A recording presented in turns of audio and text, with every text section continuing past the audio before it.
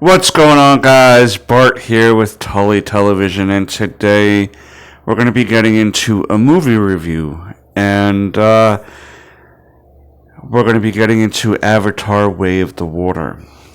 But before we get into all that, I want to thank you for stopping by, liking, commenting, sharing all that beautiful YouTube stuff.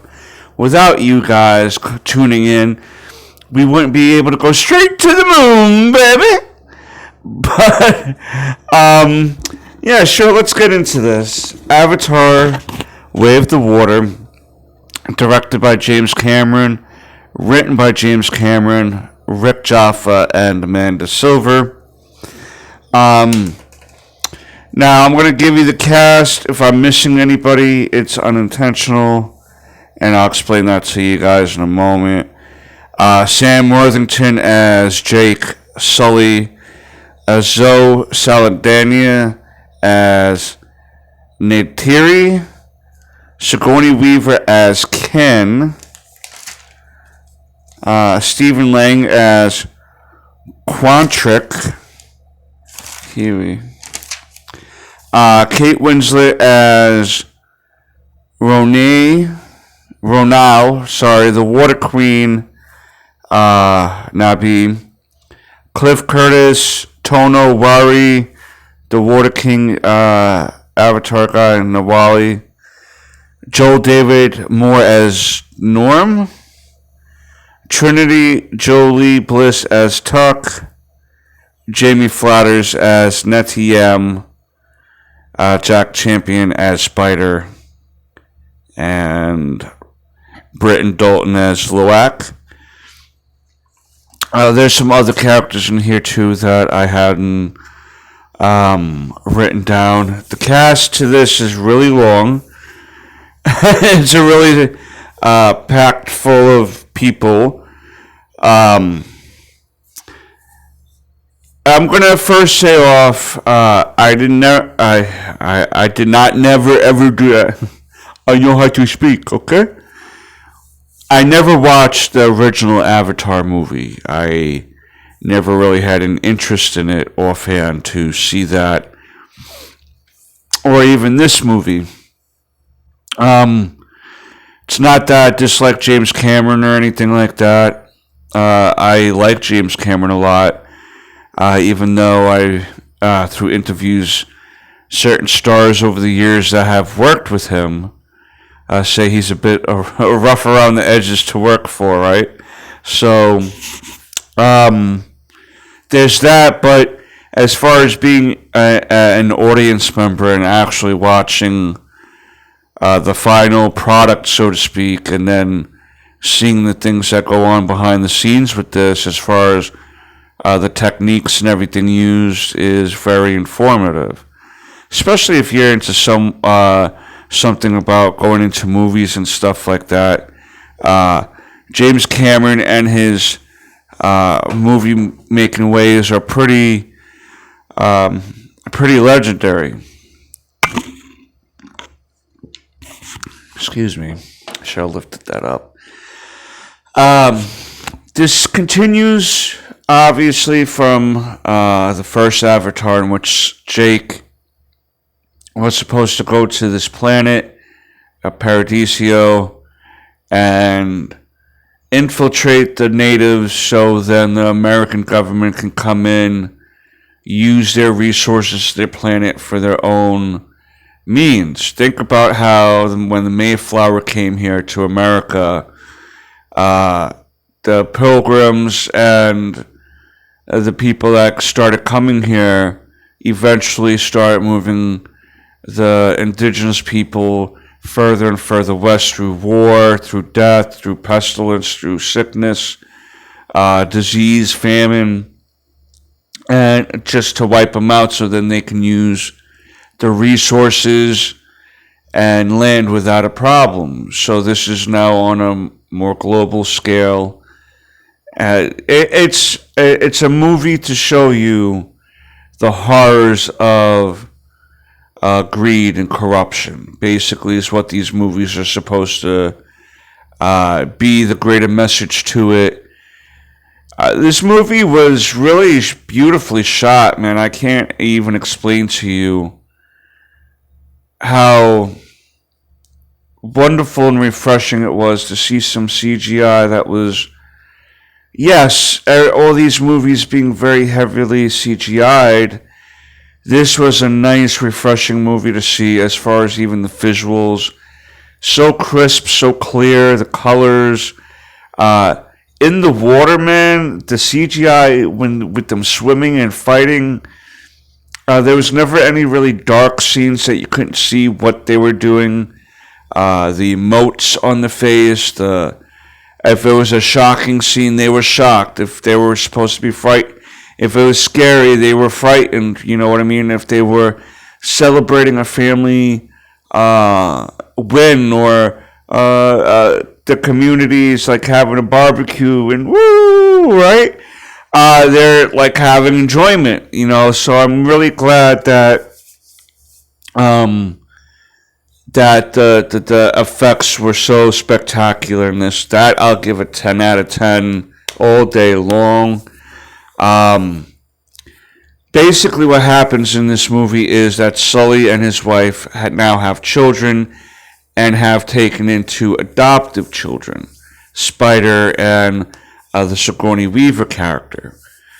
And they built themselves up a nice little family.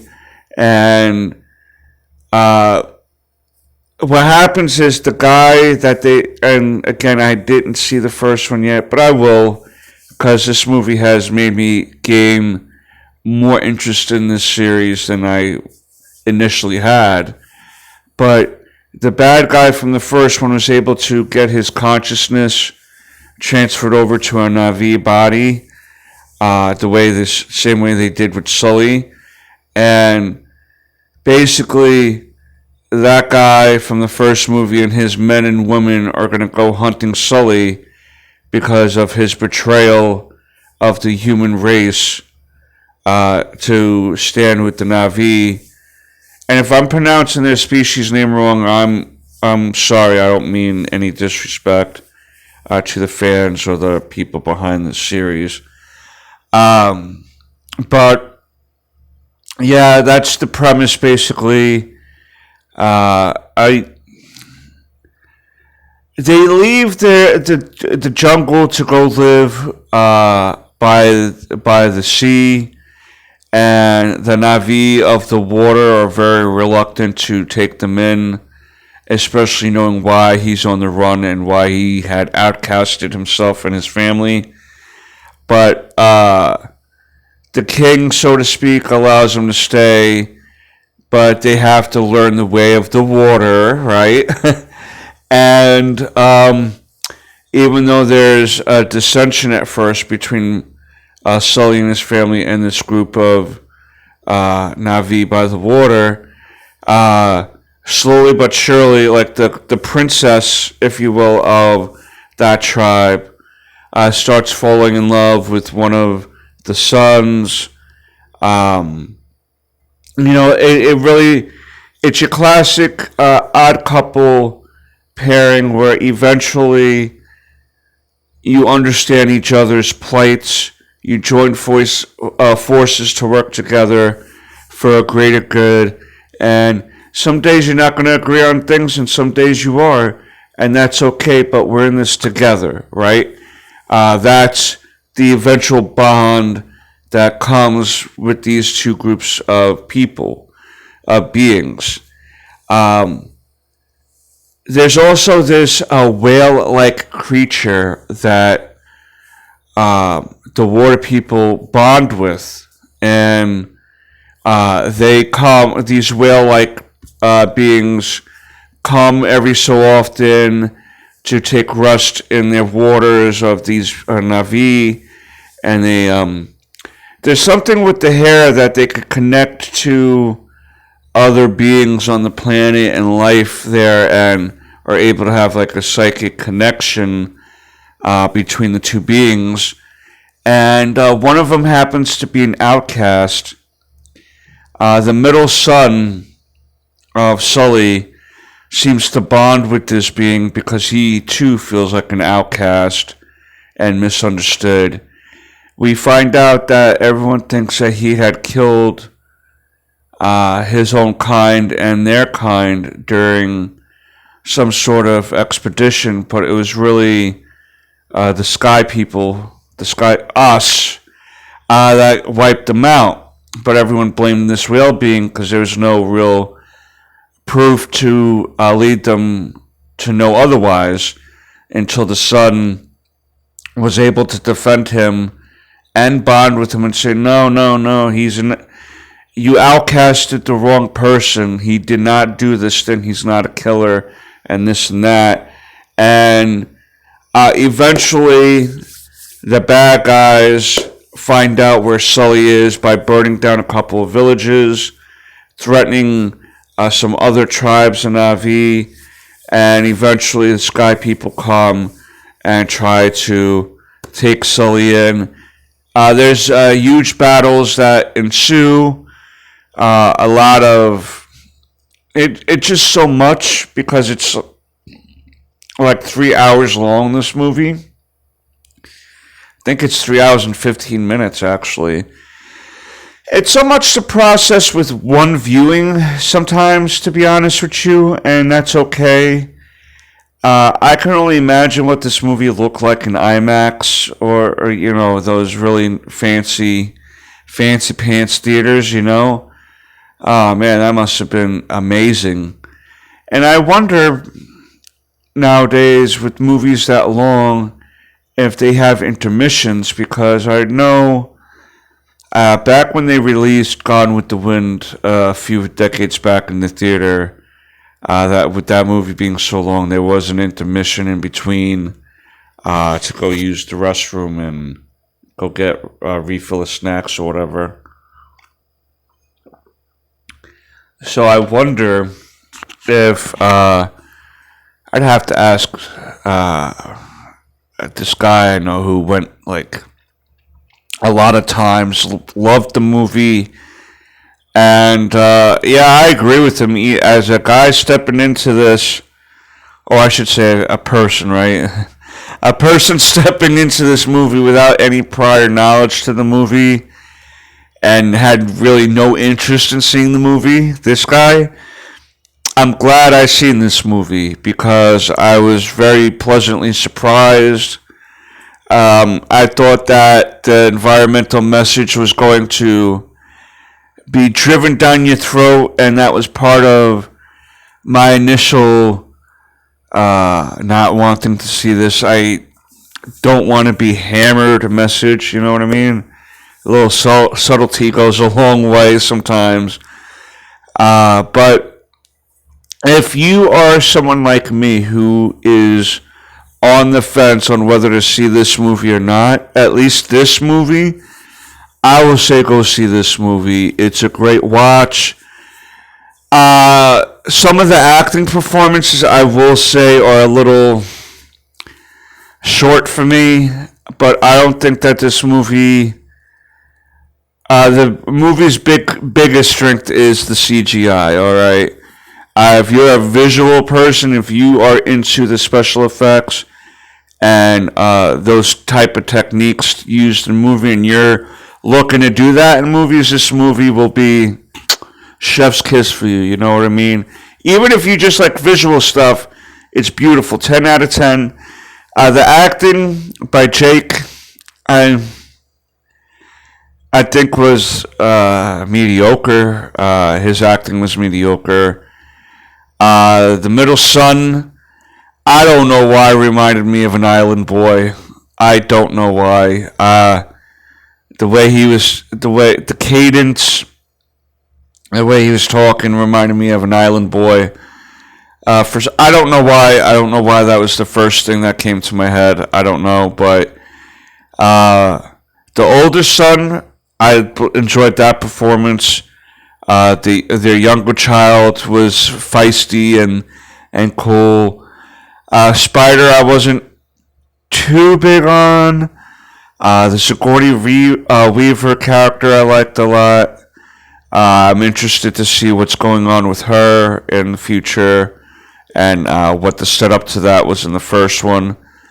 Zoe did a great job. Kate Winslet did a great job in this acting. I felt their emotion in this movie. Even the villain was kind of a little bit more impressive to me. I felt a little bit more motivated. Felt his motivation a little bit better than even, I don't know. I just wasn't big on Sully's performance. And I'm not saying he's a bad actor or anything like that, or that makes the movie a horrible movie because of that. But sometimes his scenes he would just take me out of the movie just a little. But again, the others around him and the visuals really just pick up things that if you're starting to feel a little like it starts picking up again. It doesn't lose too much momentum in that regard. Not in my opinion, especially a 3-hour movie for someone that I didn't know anything about this movie at all. I felt like it didn't really drag at all, so there's that too. If I'm to grade this movie, Avatar, Way of the Water, which by the way is one of the highest grossing movies at this time, definitely up on the top of the list with over $2 billion made. I would give this movie a 9. A 9. Not a 10. Sam Worthington kind of dragged me out of, and I don't really give 10s too often. There's nothing perfect. Nothing is perfect. Except for me. I'm just kidding, guys. Obviously. Come on, man. I mean, with this fashion sense, I gotta be 10, right? Again, I'm JKing. But that's my thoughts on this movie. You let me know your thoughts on the movie, or if you even have any interest seeing this movie. If you don't, I suggest checking it out. I think you'd be pleasantly surprised. James Cameron is a movie magician most of the times. But thank you, and until next time, peace, Snookums.